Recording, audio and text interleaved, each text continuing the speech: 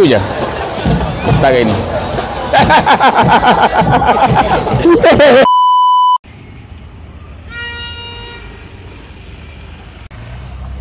Okey, kita tengok keadaan di Stadium Parui ketika ini. Masih lagi mudah untuk kita berjalan.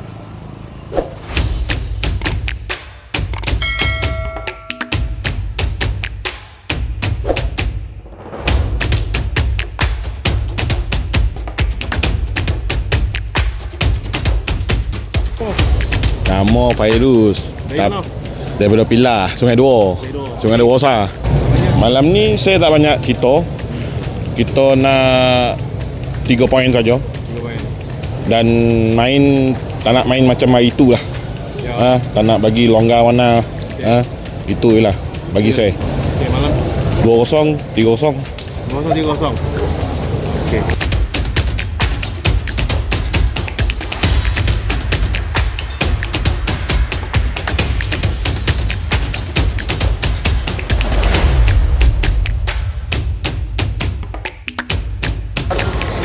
Kita masuk dalam stadium. Yang pasti Piokong terus bersama kita pada malam ni.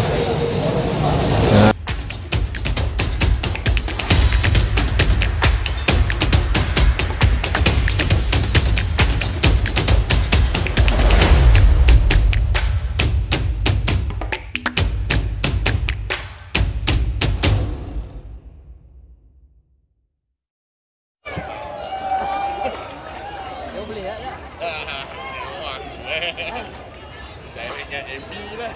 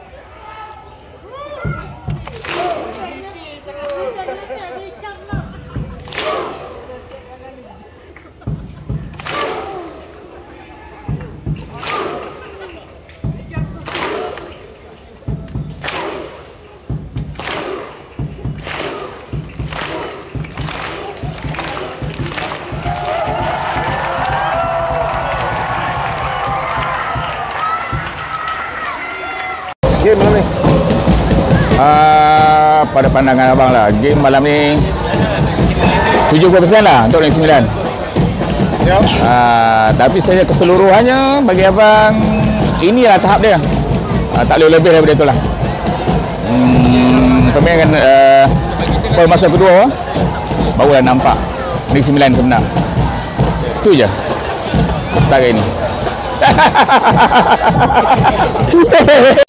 Alhamdulillah, setelah melalui hari-hari yang sukar, hari-hari yang menyedihkan, alhamdulillah Negeri Sembilan comeback mencetak kemenangan walaupun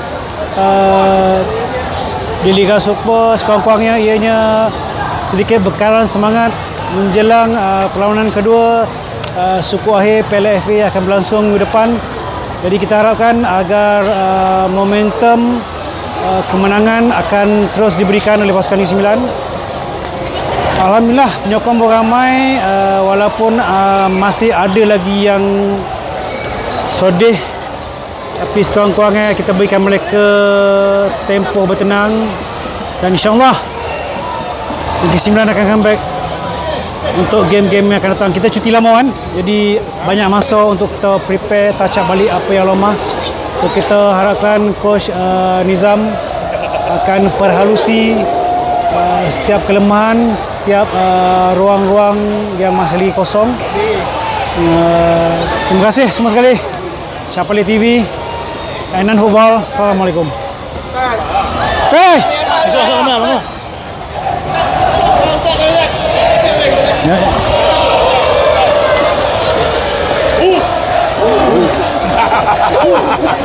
Woi, nampak?